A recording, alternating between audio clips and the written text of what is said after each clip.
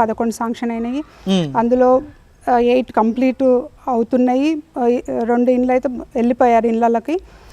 ఒక ఇల్లు మాత్రం స్టార్ట్ అవ్వలేదు. అన్నీ ప్రాసెస్లో ఉన్నాయి, కొన్ని మాత్రం అయిపోయాయి.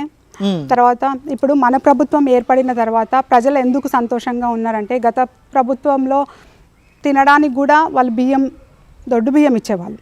ఇప్పుడు సన్న బియ్యం అవి అమ్ముకొని వాళ్ళు కొనుక్కొని వచ్చుకొని ఇప్పుడు ఉన్నాయి, మన తింటున్నారు. వీళ్ళు తినడం కాడ నుంచి మొదలు పెడితే ఇండ్లలో ఉండే కాడ దాకా మన ప్రభుత్వం అన్ని పథకాలను వాళ్ళకి అందిస్తుంది. కాబట్టి మన ఈ కాంగ్రెస్ ప్రభుత్వంలో ప్రజలందరూ సుఖ సంతోషాలతోనే ఉన్నారు.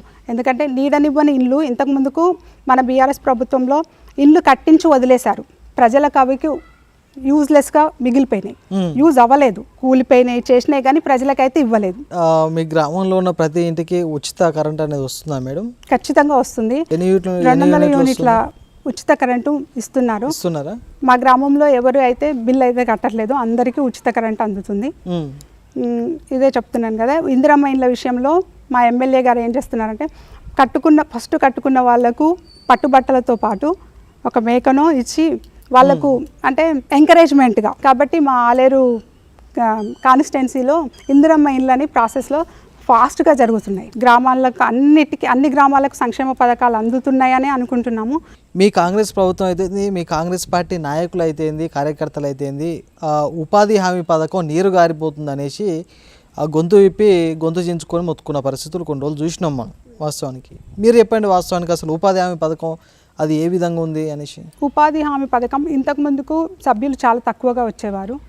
ఇప్పుడు ఇంత ఎండలు 45-50 డిగ్రీస్ ఎండలో కూడా మా దగ్గర 100 అబోవ్ వస్తున్నారు. 100-120 మెంబర్స్ కూడా ఉపాధి చేసుకొని బతుకుతున్నారు.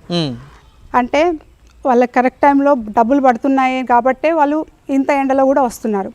ఈవెన్ ఓల్డ్ ఏజ్ ఉమెన్స్ కూడా ఉపాధి హామీ పథకానికి వస్తున్నారు. అంటే వాళ్ళకి కరెక్ట్ సమయంలో డబ్బులు ఇస్తున్నారు మన ప్రభుత్వం, కాబట్టి చేస్తున్నారు. కాబట్టి ఉపాధి హామీ పనులు కూడా ఈ మన కాంగ్రెస్ ప్రభుత్వంలో మంచిగా జరుగుతుంది. రైట్. అదేవిధంగా గ్రామంలో రైతులకు సంబంధించి వడ్ల కొనుగోలు విషయాలు ఏ విధంగా ఉన్నాయంటే చెప్పి. కొంచెం డిలే అవుతుంది. లారీలు కొంచెం తొందరగా రావట్లేదు, లోడు అక్కడ అన్లోడ్ అవ్వట్లేదని కొంచెం డిస్టర్బెన్స్ అవుతాయి. ధాన్యం కొనుగోలు విషయంలో జరుగుతుందండి.